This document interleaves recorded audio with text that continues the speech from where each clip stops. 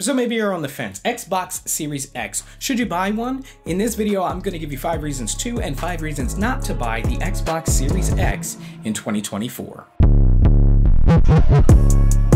Before we get started, you know what to do. Like, share, subscribe if you want more content like this. Let's start off by saying it is Xbox Series X or PlayStation 5 or nothing if you're looking at consoles. Don't get sucked into the Xbox Series S, which is the less beefy processor, okay, and lack of a physical drive, because there are two classes of gamers. There is the hardcore and there is the casual gamer. And that's how these lists are going to break down in terms of reasons to or not to buy. So let's start off with the first reason you shouldn't buy an Xbox Series X. Game Pass. Game Pass is an incredible subscription service. Think about Netflix, but for gaming, okay? Where you get a lot of day one releases. Not every single AAA title that comes out. For instance, Suicide Squad, Kill the Justice League. That has recently come out. It's not available on Game Pass, but things like MLB The Show are now available for Game Pass, and many other great titles that you can access for a subscription price, I think around $15. The reason you shouldn't buy this, though, is because you can access that library of games and stream them with a fast enough internet connection on pretty much any device, your iPhone, iPad, even your Mac. And if you're not hardcore about resolutions and frame rates, well, then there you have it. All the Xbox games you want at any time. Okay, so now let's talk about the number one reason to buy the Xbox Series X, and that is, well, Game Pass. Now you're probably thinking I'm crazy, but for my hardcore gamers, people who are crazy about the fidelity of the gameplay, your resolutions, frame rates, HDR, etc., the Xbox Series X is the baddest console of this generation, even beating out PlayStation 5 in terms of sheer raw horsepower. And so you're going to be able to see your games in the best fidelity possible on console with the Xbox Series X. So don't get caught up into the Xbox Series S, as your mileage will vary with that console as it has less horsepower. So here's reason number two why you shouldn't pick up the Xbox Series X. Look at this thing. It's huge, it's bulky, and honestly, it's not mobile. With Game Pass, right, you, like I said, can have your games on your phone, your laptop, your iPad, play them on your TV, depending on what streaming device you have. You can go anywhere and play your games, especially with the ability now to hook up Bluetooth controllers to things like your tablet or phone. You really can take Xbox games and play them anywhere. So why strap yourself down to the biggest TV in the house to dedicate a couple hours to a gaming session when you can just pause and come back to it later on your phone, and then pause and come back to it later on your Mac? Now, obviously, this is going to appeal more to a casual gamer. If you don't care about the craziest graphics you can get on a small iPhone screen, then this is going to be the best option for you. Now, of course, the opposite of that, my reason number two for picking up an Xbox Series X, is that the art of gaming is slowly dying. People don't want physical discs anymore. You got a Blu-ray player here as well, and you can sit down and enjoy a game in great quality, just like you would sit down and enjoy a great movie, okay? Some people still go to the movie theaters. I do, because for big releases, I want to see it in the way that it was made to be enjoyed. And so with Xbox Series X, you really are able to see these games the way they were meant to be played, the way they were meant to be enjoyed, with all the frame rate goodness, HDR brightness and shadows, and of course, resolutions that you would want. Now, getting to point number three about why you shouldn't pick up a Series X in 2024. Now, this isn't really a point for the casual gamer. It's just a point against the Xbox Series X in particular.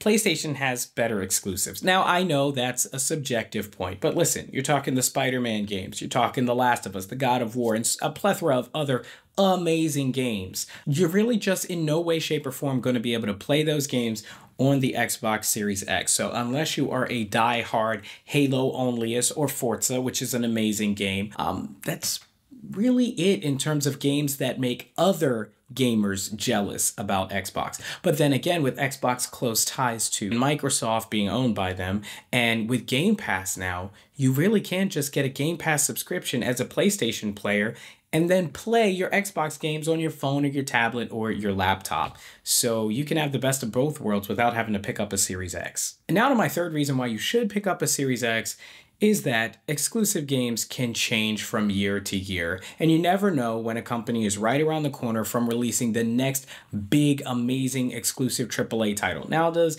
Microsoft have a history of doing that versus PlayStation? I would say PlayStation kind of has the edge, but it's something that is so easily changeable that I wouldn't bank my purchase decision on that fact. Also, there are plenty of amazing titles that release for both consoles and all platforms for that matter that are gonna look best on the Xbox Series X versus the PlayStation 5. Now, my fourth reason not to buy the Xbox Series X is that consoles as a whole are probably dying and won't be around too much longer. Yes, with processors becoming more and more powerful in laptops and iPhones and tablets, and now with cloud gaming and internet speeds getting faster and faster, there'll be a time where you don't actually need a physical anything in your house in order to just play games. Now, personally, I hate this point because I love the idea of owning your physical games, owning physical Blu-rays, owning your physical console. But now a lot of these consoles check in online with the servers, even if you do have the physical games, and they'll stop working if they don't hear from the web, from the internet, every so often. I think Gen 10 might be the last generation. Now, my fourth reason why you should pick up an Xbox Series X in 2024 is that this baby's got plenty of life left in it. We probably won't even start to hear real rumors materialize about the next gen console until maybe 2026. And even when that does happen, we haven't even tapped into or fully exploited the graphical power, the 12-something teraflops of power that this console has. So you know you're going to get a long time of use out of this console even when the newer gen comes. And it's still going to be in wonderful 4K quality up to 120 frames a second. Now, my fifth and final reason why you really shouldn't pick up a Series X in 2024 is the value issue. Now, it's priced at $599, which is not unheard of for consoles, certainly in this era, but what are you actually paying for? It's really just graphics and resolutions. There are PCs that can get you better graphics and resolutions, although not for that price.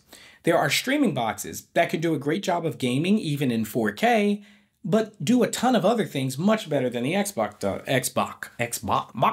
A seamless experience on things like the Apple TV 4K. The Xbox has one primary function, and that is gaming.